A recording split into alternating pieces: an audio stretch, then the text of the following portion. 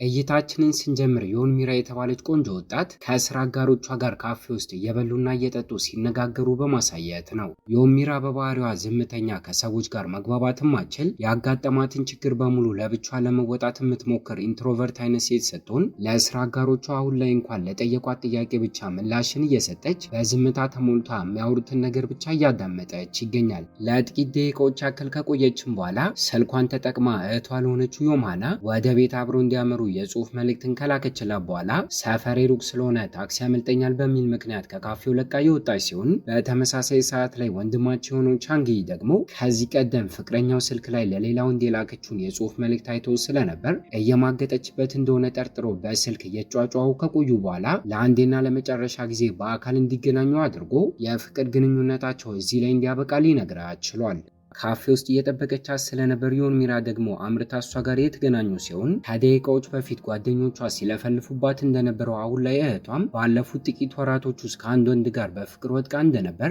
ነገር ግን አርፍዳ ልጅ እንዳለው ባወቀችበት ሰዓት ላይ ወደፊት በፍቅራቸው መሃል ልጁ ልትገባ እንደምትችል በማመኗ እየተመቻትን ቢሆን ግንኙነታቸውን ግን እንዲቋረጥ እንዳደረገች ስትናገር ሀሳብን እንኳን ሳሰጥ ዝም ብላ ዮን ሚራ ማዳመጧን ስቀጠልና ሁለቱ ጓደኞቿ ግን በአይናቸው ምልክትን ለሃና እየሰጧት ዝም እንድትል ለማድረግ ሲጥሩና እይታችን ግን ካጠገባቸው ከሴት ልጁ ጋር ተቀምጦ ወደ ነበረው ቴሁን ጋር ሲወስድን እየተመቸ መጣ ሃና ያለችው ግለሰብ ይሄ እንደሆነ ስንረዳና እስካሁን ድረስ ስታማው እያንዳንዱ ንግግሯን ቢያዳምጥም ቀና ብሎ እንኳን ሳያዳምጣት ግን ዝም እንዳለ ሊቀርም ችሏል። ዛሬ የሴት ልጁ የልደት ክብረ በዓል ቀንም ስለነበር ጂዮንግ ሲሆን የተባለችው አክስቷ ስጦታ ይዛላት ልትመጣ ችላለች። አስቀድማ በተናገረችው ነገር የእፍረት ስሜት ውስጥ የምትገኘው ሃና አንገቷን እንደደፋች ከካፌው ለቃ ለመውጣት የተዘጋጀች ሲሆን አስቀድማ ከእህቷ ጋር ስለነበራቸው የፍቅር ግንኙነት ባታውቅም ዮን ሚራ ግን ቴሁን ስትመለከተው ስራ ቦታ ላይ ከስራ አጋሮቿ መካከል አንደኛው በመሆኑ ከካፌው ለቃ ከመውጣቷ በፊት ሰላምታ ልታቀርብለት ችላለች።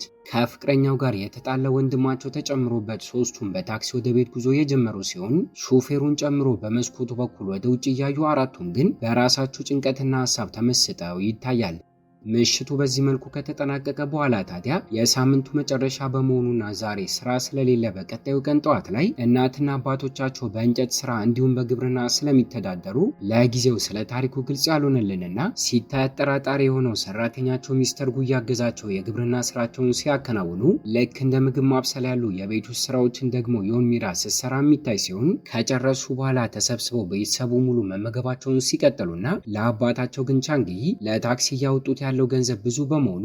የሚንቀሳቀሱበትን የኤሌክትሪክ መኪና እንዲገዛላቸው ሲጠይቀው ስራ ሰርቶ ገንዘብ በማግኘት ራሱ እንዲገዛ አባትየው ግን ሲጮህበትና ይሄ ንግግርም እንዲናደድ ስላደረገው ጓደኛው ወደ ሆነው ዶሃን ካፌ ጉዞውን አድርጎ እስከ ማታ ድረስ እየጠጡና እያወሩ ሲቆዩ ልክ እንደሱ ዶሃንም በፍቅር የተጎዳ ወንድ በመሆኑ ለስለስ ያለ ሙዚቃን ጊታሩን ተጠቅሞ ሲጫወትለትና ጭንቀት የሌለባት በሚመስል መልኩ ከርቀት ግን ዮን ሚራ እያየቻቸው ስስቅባቸውና ፈገግ ስትል ይታያል። ብዙም ሳቆይ ግን እናቷ ጠርታት የሚበላ ነገር ለሰራተኛቸው ሚስተር ጉ እንድትወስድለት ነገ ጠዋት 3 ሰዓት ላይም ወደ ስራ እንዲገባ እንድትነግረው ልትልካ ችላለች። በቀጣዩ ቀን ጠዋት ላይ ግን በጊዜ ወደ ስራ ቦታ ለማምራት በጠዋት የወጣችው ዮን ሚራ 3 ሰዓት እንዲመጣ ቢጠራ እንኳን ገና 1 ሰዓት ላይ ወደ ስራ ሲገባ ሚስተር ጉን ያየችው ሲሆን ባህሪው ግራ ቢያጋባትም ጉዟን ግን ቀጥላ ከሰዎች ጋር የማትግባባ አይነት ሴት እንደሆነች ያየችው ተቆጣጣሪዋ እዚህ ተቋም ውስጥ ሁሉም ሰራተኛ ክበብ አባል እንደሆነ እሷን ምትሆን ከገባች ከሰዎች ጋር ለመግባባት እንደሚረዳት ሀሳብን ብታቀርብላትም ዮን ሚራ ግን ፍቃደኛ ሳትሆን ስቀርና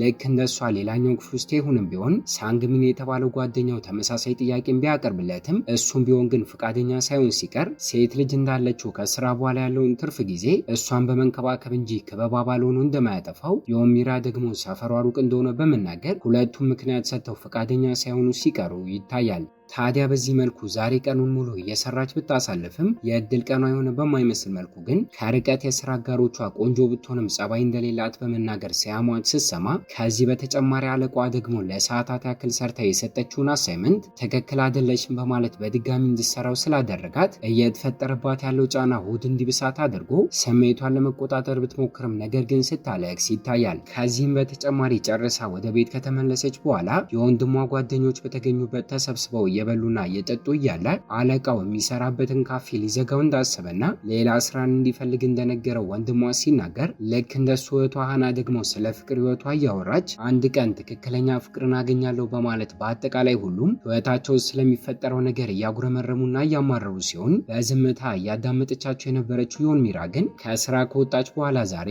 አስቀድማ ተበድረ የነበረውን ገንዘብ በ4 ቀናቶች ውስጥ ካልከፈለች የክሬዲት ካርዷ እንደሚዘጋባት ከባንክ ተነግሯት የነበረውን ክስተት ካስታወሰች በኋላ ልክ እንደነሱ ከማማረር ይልቅ በዝምታ ስትዋጥ ይታያል። ታዲያ በቀጣዩ ቀን ላይ ወደ ስራ ቦታዋ እሷ ጉዞዋን ካደረገች በኋላ ከባንክ የማስጠንቀቂያ ወረቀት በመልእክተኛ የተላከላት ሲሆን ደብዳቤው ግን የደረሰው ሚስተር ጉ ተከራይቶ የኖሩበት ወደ ነበረው ቤት ሲሆን ተቀብሎ የእሱ መስሎት ካየው በኋላ ስሟን ሲያነብ ግን ሎከር ውስጥ ደብቆ ሲያስቀምጥላትና ከጥቂት ሰዓታቶች በኋላ ስራዋን ጨርሳ እስክትመለስ ድረስ ጠብቆም በአጋጣሚ ሲገናኙ ደብዳቤዋ እንደደረሰ ሊነግራት ችሏል። ልክ እንደ ሁል ጊዜው የሚበላ ነገርን ለማድረስ ምሽት አካባቢ እሱ ጋር ባመራችበት ሰዓት ታዲያ ከንግግራቸው ቤተሰቦቿ ስላለባት ዕዳ እንዳያውቁ የእሱን አድራሻ ለባንክ እንደሞላች ስንረዳና ከዚህ በተጨማሪ ታሪኩ ለጊዜው ግልጽ ባይሆንም ከጥቂት ጊዜያቶች በፊት አስቀድማ ገንዘቡን የተበደረችው ለራሷ ብላ ሳይሆን ከልቧ አምነው ለነበረ ለአንድ ወንድ እንደነበረ እሱ ግን አጥበርብሯት ዕዳ ውስጥ ከቷትና ትቷት እንደሄደ ልንረዳ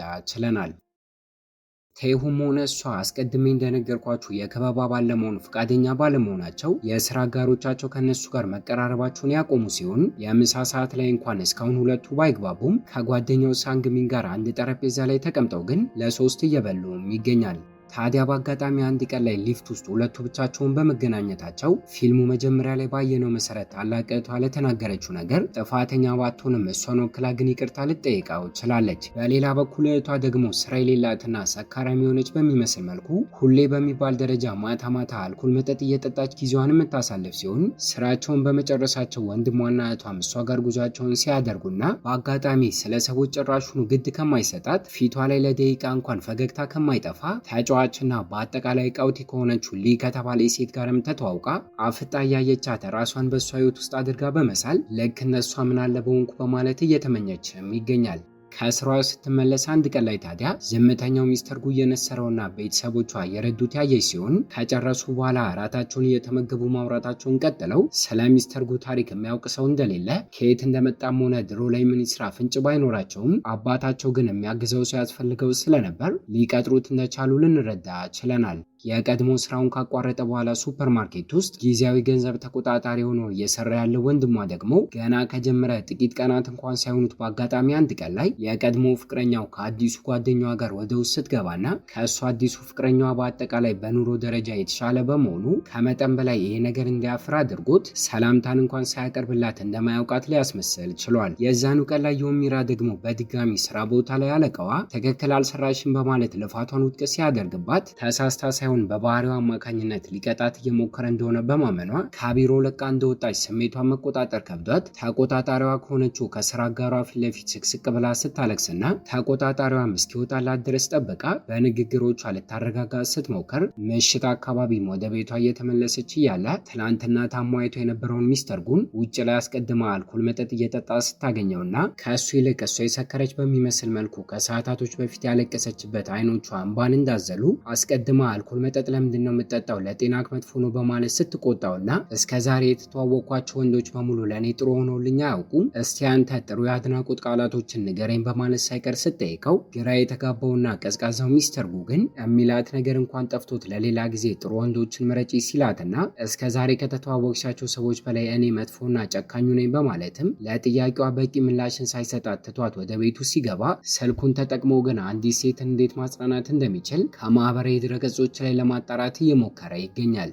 ከቀጣዩ ቀን ጀምሮ ታዲያ ዮሚራ ተስፋ ከመቁረጥ ይልቅ በአጠቃላይ ባህሪዋንና ህይወቷን ለመቀየር በማቀዷ ከስራ አጋሮቿ ጋር ለመግባባት ስትሞክር ሰፈሬ ሩቅ ነው በሚል ምክንያት ሌላ ጊዜ ትታቸው በጊዜ ተወጣ የነበረ ቢሆንም ከስራ በኋላ አሁን ላይ ግን አብራቸው አምሽታ ስቆይና ከዚህ በተጨማሪ ደግሞ ከዚህ ቀደም ገንዘብ እንድትበደርለት አድርጓት ለነበረው ለቻንያክ ምላሽን ባይሰጣትም ስልክ እየደወለችም ሆነ የጽሁፍ መልእክትን እየላከች ትህትና በተሞላበት መንገድ ገንዘቡን እንዲመልስላት ብትጠይቀውም ደጋግማ የላከችለት ድንገት ፋታ አልሰጥ ስትለው ግን ስድብ የያዙ መልእክቶችን በጽሁፍ መልእክት ሲልክላትና ይሄ ነገር ማናዷት ድምጿን ከፍ አድርጋ በአጋጣሚ አምልጧት ስትሳደብ ከአጠገቧ ተቀምጦ የነበረው አለቃዋ በስህተት እሱን የሰደበችው እየመሰለውም ይገኛል። ስራ ቦታ ላይ በሌላ በኩል እህቷ ሃና ደግሞ ከእሷ ውጭ አለቃቸው ጂኑ ለሁሉም ሰራተኞች ልክ እንደ ስጦታ የመዝናኛ ትኬትን ገዝቶ ሰጥቶ ስለነበር ለብቻው እስኪሆን ድረስ ጠብቃ ለእኔ ለምን አልተሰጠም በማለት ግልጽ አድርጋ ስትጠይቀው ጂኒው ግን አስቦበት እንዳልሆነ በመናገር ይቅርታ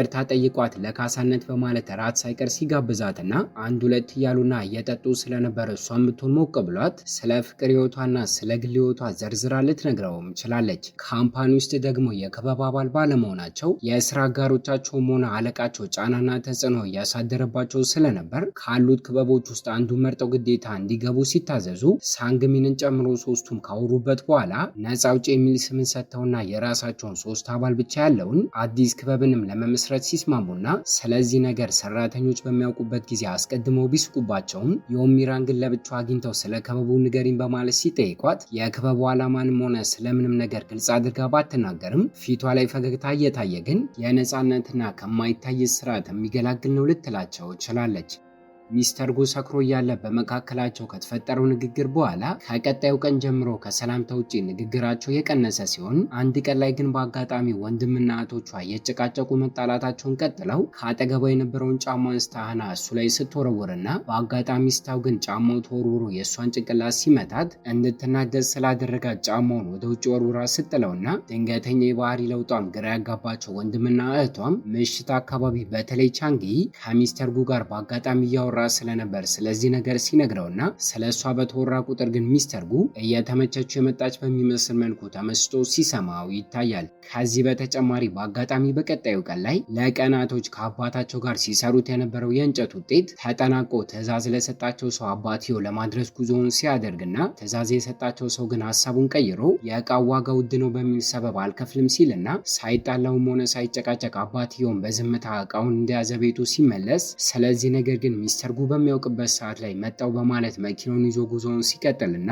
ለጊዜው ምን እንደተፈጠረ ግልጽ ባይሆንም ከሰውየው ጋር ተነጋግሮ ከተመለሰ በኋላ ግን የእንጨት ውጤቱን አስረክቦና ገንዘቡን ተቀብሎ ስለነበር ይሄ ክስተትም ሁለቱንም ሲያስገርማቸው ይታያል። ወቅቱ ወደ ክረምት እየተጓዘ ስለነበር በቀጣዩ ቀን ላይ ከባድ ዝናብ መጣል ጀምሯል። ሶስቱ የነፃ አውጪ ክበብ አባላቶችም የመጀመሪያ ስብሰባ ቀናቸውን ለማድረግ ወደ ካፌ ጉዞ ያደረጉ ሲሆን የነፃ አውጪ ሳይሆን የኢንትሮቨርቶች ክበብ በማለት እኛ ምንቀይረውና ሶስቱም በማዕከላቸው አንዳንድ ወንበር አስቀምጠው ለብዙ ደቂቃዎች ያክል ሳይነጋገሩ ዝናቡ ሲጥል ወደ ውጭ እየተመለከቱ ይገኛል። እየጣለ የነበረው ከባድ ዝናብ በመሆኑና ለሰዓታቶች በመቆየቱ ግን ምሽት አካባቢ እንኳን እሷ ቤት ውስጥ እያለች መዝነቡን ሳያቆም ሲቀር ኤሌክትሪኩ በመብረቅ ተመቶ ሳይቀር ኃይል መቆራረጥ ሲጀምርና ሚስተር ጉ ለብቻው ጨለማ ላይ ነው ብላ አስባለትም በዝናቡ እየበሰበሰች እሱ ጋር አምርታ እነሱ ጋር እንዲመጣ ብትጠይቀውም አፍጦ እያያትና በዝምታ ተሞልቶ ስለነበር ግን እስኪገረምባት ድረስ ግን ጉልበት ተጠቅማና ጎትታ ወደ ቤት ስታስገባው ከዚህ በተጨማሪ በድጋሚ በቀጣዩ ቀን ላይ እንኳን ተሰብስበው የግብርና ስራቸውን እያከናወኑ እያለ ዮሚራ አድርገው የነበረውን ኮፍያ ነፋሱ አሽቀንጥሮ ሲጥለውና ጥልቀት ያለውን ጉድጓድ አሻግሮ ስለነበር ግን አርቆ ያስቀመጠው የተለየ ኃይል አለው በማለት ሁሉም ቤተሰብ እስኪገረም ድረስ ሚስተር ጉ ባልጠበቁት ሁኔታ በድንገት እየሮጠ መጥቶና ጉድጓዱን ዘሎት ኮፍያውን በማንሳት ይዞላት ሲመጣና ሊዋጥላቸው ስላልቻለ አፍጠው እየተመለከቱት በተለይ ወንድሟ የዝላይ ተወዳዳሪ ምናልባት ይሆናል ብሎ ሲገምትና ከጨረሱ በኋላ እንኳን እየተከታተለ ስለማንነቱ ቢጠይቀውም ሚስተር ጉ ግን ለመናገር ፈቃደኛ ሊሆን አልቻለም ነበር። ለማመስገን በማለትም የዛኑ ቀን ምሽት አካባቢ ዮሚራ ታባይ ማጥፊያ ፍሊትን ለመግዛት እናቷ ልካት በወጣችበት ሰዓት ላይ የሚጠጣ ነገርን በዛው ገዝታ የሰጠችው ሲሆን ከዚህ ክስተት በኋላ ቀናቶች እየተቆጠሩ መምጣታቸውን ቀጥለው ከሰዎች ጋር የማይግባቡ ብዙ ማውራት የማይወዱ አይነት ቢሆኑም ጊዜያቶች ሲቆጠሩ ግን እርስ በርስ እየተግባቡ መምጣት ሲጀምሩ ከእሷ ይልቅ ከገዛ አባቷ ስልክ ቁጥሯን እንኳን ተቀብሎ ቴክስት አድርጎላት ስራዋን ጨርሳ እስክትወጣ ድረስ ጠብቆ ያውሩ ሲሸኛትና ይሄ ቀረቤታቸውን ከርቀት ያስተዋለችው እህቷ መጠራጠር ሲጀምር በቻሉት አቅም ሁለቱም ባህሪያቸውን ለመቀየር ተስማምተውም ስለነበር ከስራ አጋሮቿ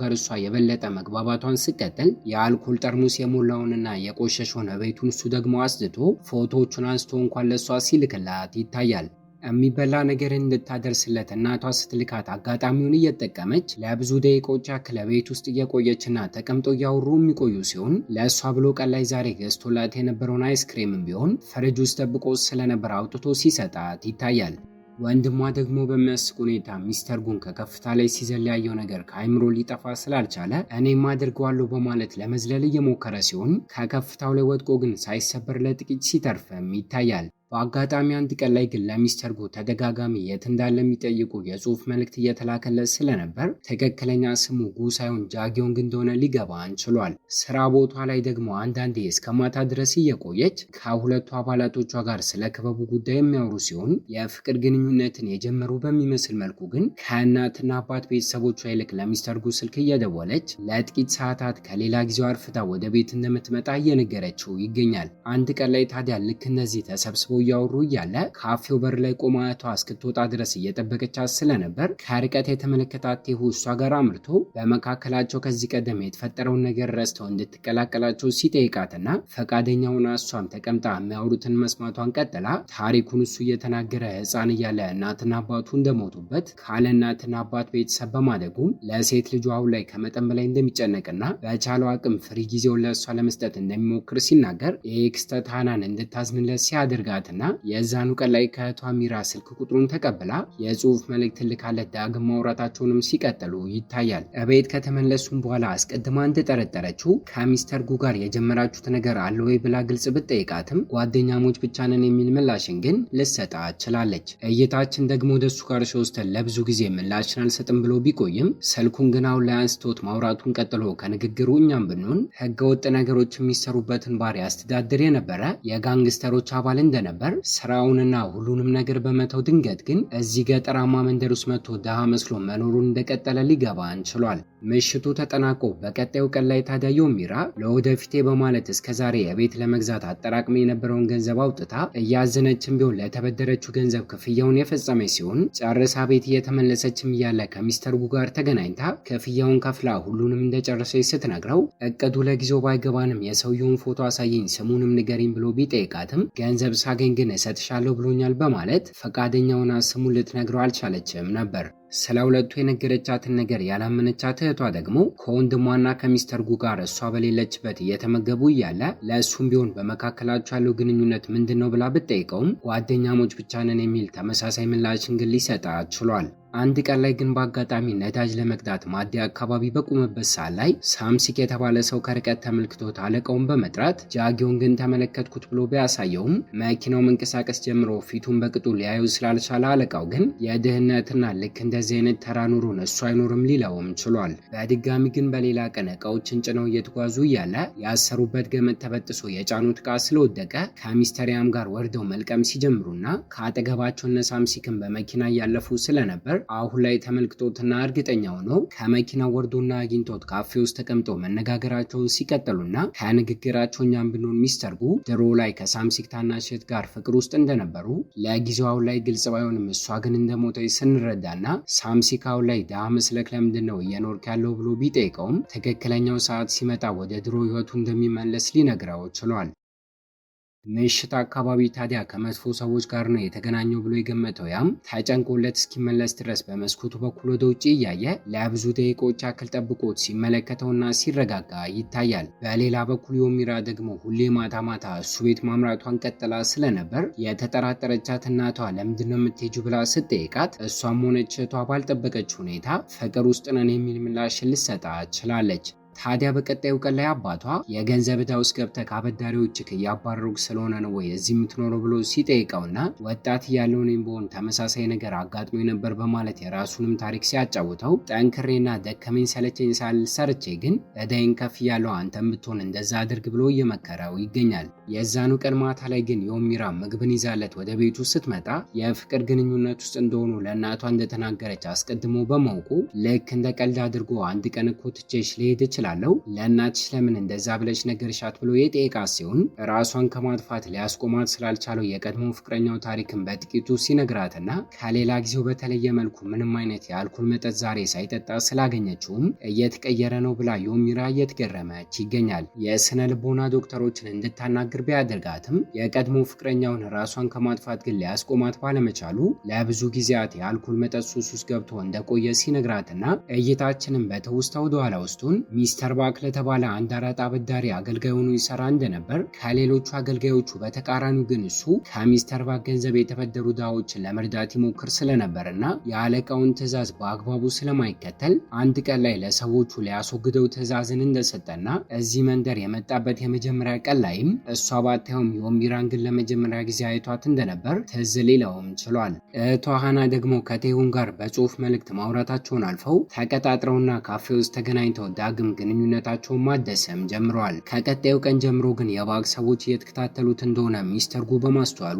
የሀብታሞች ወደሆነ ወደ አንድ ባር ቀጥታ ጉዞውን ሲያደርግና ውስጥ ላይ ያሉትም ሰዎች ገና ሲያዩት ከወገባቸው ጎንበስ በማለት ሰላምታን ሲያቀርቡለት ከባክ ጋር መነጋገሩን ቀጥሎ ግን ድጋሚ አልመለስም በማለት የድሮ ህይወቴን ትቼ አዲስ ህይወትን ጀምሬ ነበር፣ አንተ ግን ይህንን እንዳደርግ ልፈቅድልኝ አልቻልክም፣ ስለዚህ ዳግም መመለስ አይቀርምና በጉጉት ጠብቀኝ በማለት ከቢሮ ለቆ ሲወጣ ይታያል። ወንድሟ ቾንጊ ደግሞ በአጋጣሚ የእሱ ቤት ውስጥ የመኪና ቁልፍን ወድቆ አይቶ ስለነበር እስከ ማታ ድረስ ግን እስኪመለስ ድረስ ጠብቆት ግልጽ አድርጎ መኪና አለ ወይ በማለት ሲጠይቀውና ሚስተር ጉም ቢሆን ወደ አንድ የፓርኪንግ ቦታ ይዞት ሄዶ ቅንጡና ብዙ ገንዘብ የሚያወጣ መኪና እንዳለው ሲያሳየው ደስተኛ ሆኖ ቾንጊ መላዩ ላይ ተንጠልጥሎበት ሲያቅፈው እናያለን። እየነዳ ወደ ሰፈራቸው ሳይቀር ይዞት የመጣ ሲሆን በቤታቸው አቅራቢያ ቆሞ እራታቸውን እየበሉ እያለ የቆመ የማን መኪና ነው ብላ እናታቸው ስትጠይቀው የጓደኛ ነው ብሎ ግን ሊዋሻት ችሏል። ከጨረሱም በኋላ እሷ እንደለመደችው ቴሁ ጋር አምርታ የፍቅር ግንኙነትን በመጀመራቸው ወክ እያደረጉ ማውራታቸውን ሲቀጥሉ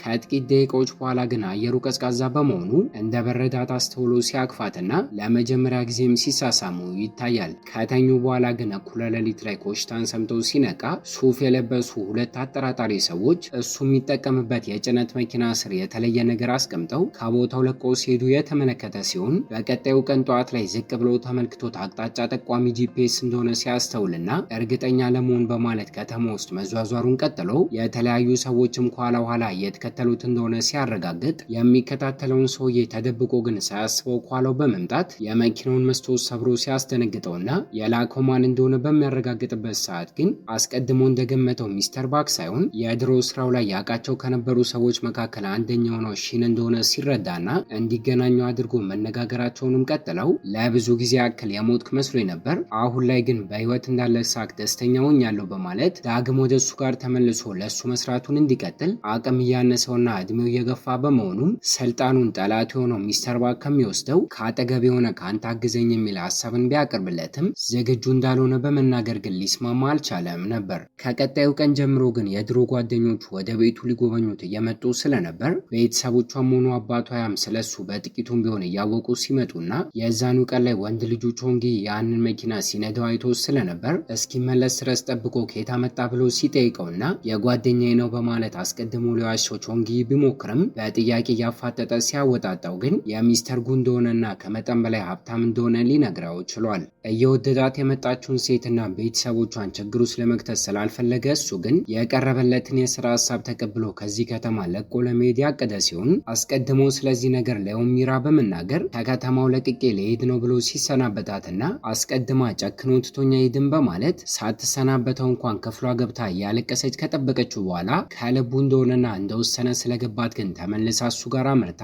ስለ ድሮ ታሪኩ ማወቅ እንደማትፈልግ የድሮ ታሪኩ እሱን ከመውደድ እንደማያስቆማትና ፍቅራቸውን ግን ሳያቋርጡ የርቀት እንዲያደርጉት ስልክ እየተደዋወሉ እንዲያወሩ አንዳንዴ እሱ ጋር እየመጣች እንድትጎበኘው ብትጠይቀውም ስለ ግንኙነታቸው ጠላቶቹ ካወቁ እሷን ተጠቅመው ሊያጠቁት እንደሚሞክሩ ችግር ውስጥ እንድትገባ ስለማይፈልግ ደግሞ አብሯት ሊሆን እንደማይችል በመናገር ግን የሚወዳትንና የምትወደውን ሰው አግኝታ አዲስ ህይወትን እንድትጀምር ሊመክራት ችሏል። ልክ እንደሷ በቀጣዩ ቀን ላይ እስካሁን ስራ ሰጥቶ ሲንከባከበው የነበረውን አባቷንም ሲሰናበተው ሀሳቡን ቀይሮ በድጋሚ እዚህ ለመኖር ካቀደ ግን የዚህ ቤት በር ሁሌም ለሱ ክፍት እንደሆነ አባትየው ሊነግረውም ችሏል። ከዚህ ክስተት በኋላ ታዲያ ጥቂት ቀናቶች መቆጠራቸውን ቀጥለው ሚስተር ባክ ክለብ ውስጥ ህገወጥ የሆኑ አደንዛዥ ነገሮችን እንደሚያስጠቅም ለፖሊሶች ሪፖርት አድርጎበት እሱ ማፈላለጋቸውን የቀጠሉ ሲሆን ተሳክቶለት ሚስተር ባክ ለጥቂት ቀናቶች አምልጦ ቢቆይም የተደበቀበትን ቦታ ፖሊሶች አጣርተው ስለደረሱበት ግን ከእነሱ ለማምለጥ እየሮጠ እያለ ከከፍታ ላይ ሲዘል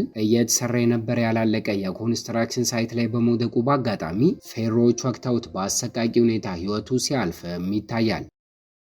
እይታችን ደግሞ ወደ ዮሚራ ጋር ሲወስደን ስልክ ደጋግማ ብትደውልለትም ልታገኘው ስላልቻለች የበለጠ ናፍቆቱ እየጨመረባት መጥቶ ስታለቅስም ይታያል። የሚስተር ባክ የቀብር ፕሮግራም ላይ የሚገኘው ጉ ደግሞ አንድ እንኳን እርምጃ ሳይራመድ ከጠላቶቹ መካከል አንደኛው በራሱ ሰዓት ስለሞተለት ደስተኛ እየሆነም ይገኛል። በመቀጠል እይታችን ከድፍን 1 ዓመት በኋላ ወደፊት ይወስደንና ድሮ ላይ ከነበረው በላይ ሀብትና ስኬቱ እየጨመረ ቢመጣም ከአልኮል ሱሱ ሳይላቀቅ ግን የሚወዳትን ዮሚራን እያስታወሰ አንዳንዴም ወደዛ መንደር ለመመለስ እያቃጣው ሲሆን ታዲያ አንድ ቀን ላይ በአጋጣሚ ሳይጠበቅ ወደዛ ጉዞውን ሲያደርግና ከዚህ ቀደም የማያውቃት አንዲት ሴት ግን ከቤታቸው ስትወጣ ሲመለከት ከአሚራ አባት ጋርም ተቀምጦ ማውራታቸውን ቀጥለው በሚያሳዝን ሁኔታ ባለቤቱ በድንገት ህይወቷ እንዳለፈና ከዚህ ክስተት በኋላ ሁለቱ ልጆቹ ገጠር ኑሮ ይበቃናል በማለት ወደ ከተማ የተው ህይወታቸውን ከአዲስ እንደጀመሩ እሱም ቢሆን ቅድም የተመለከታትን ሴት አዲስ ሚስት አግብቶ ከአዲስ ህይወቱን እየኖረ እንደሆነ ሊነግረው ችሏል። ስልክ ቁጥሯን ግን ከአባቷ ተቀብሎ በምትገኝበት ከተማ ጉዞውን አድርጎ ደውሎላት በድጋሚ የተገናኙ ሲሆን እስካሁን ተወደው ስለነበር ግን ሳትቀየመው ደስተኛ ሆና ስትቀበለው ሁለቱም ፊት ላይ ፈገግታ እየታየ ትክክለኛ ስሙ ጃጊዮንግ እንደሆነ በመናገር ከአዲስ በትክክለኛ ማንነት ሲተዋወቃትና ተነፋፍቆ ስለነበር ቀኑ ሙሉ አሪፍ ጊዜን ሲያሳልፉ ይታያል። ድንገት ግን አብረው እያሉ የስራ ስልክ ተደውሎለት እንድጠብቀውና እንደሚመለስ በመናገር ትቷት የሄደ ሲሆን ከጥቂት ሰዓታት በኋላ ስራውን ጨርሶ ሲመለስ ግን ፊቱ ላይ እንኳን ያልደረቀ ደምና አዲስ ቁስልን አይታ ስለነበር ፍቅር ያስያዛትና ድሮ ላይ የምታውቀው ሚስተር ጉ አሁን ላይ እንደሌለና ከአጠገቡ ያለው አዲስ ሰው እንደሆነ ልትረዳ ችላለች። ልትቀይረው በማቀዷ ግን ከቀጣዩ ቀን ጀምራ ከእሷ ጋር ጊዜያትን እንዲያሳልፍ እያደረገችው ሲሆን ልክ እንደሷ ከአልኮል ሱሱ እንዲላቀቅ የስነ ልቦና ዶክተርን እንዲያናግር ልክ እንደ ልጁ የሚያየው አለቃው ሺንም ቢሆን እየመከረው ይገኛል። በፊልሙም የመጨረሻ ትዕይንት ላይ ዮሚራም ሆነች የቀሩት የነጻ ክበብ አባላቶች ከሰዎች ጋር የመግባባት ችሎታቸውን ጨምረው ሶስቱም አሁን ላይ ጥሩ ደረጃ ሲደርሱና ከዚህ ቀደም ገንዘብ ተበድሯት የነበረው ቻንያክም ድንገት በራሱ ሰዓት ወደ እሷ ጋር ሲመጣና ላደረገው ነገር ይቅርታ በመጠየቅ ከነካሳው የተበደራትን ገንዘብ ሲመልስላት፣ እህቷ ሃና ደግሞ ከመጀመሪያው ቀን ጀምሮ ስትፈልገው የነበረውን ትክክለኛና እውነተኛ ፍቅር ከቴሁን ስታገኝ፣ ወንድሟ ቻንጊ ደግሞ አዲስ ስራን አግኝቶ የኢኮኖሚ ሁኔታ እየተስተካከለ ሲመጣና ከቀናቶች ትግል በኋላ ከመጥፎ ስራውም ሆነ ከአልኮል ሱሱ እንዲላቀቅ አድርገው የሚበቃውን ያክል ገንዘብ በመያዝ ስራውን ሙሉ በሙሉ ሲያቆምና ደስተኛ ህይወትን ከዮሚራ ጋር ሲጀምር እያየ ነው። እይታችንን እዚህ ላይ እናበቃለን። ከተመቻችሁ ላይክ፣ ለቻናሉ አዲስ ከሆናችሁ ሰብስክራይብ እና ሀሳብና አስተያየታችሁን ኮመንት ላይ ያስቀምጣችሁልን። በቀጣይ በሌላ ቪዲዮ እስኪያገናኘን ቸር ያቆየን።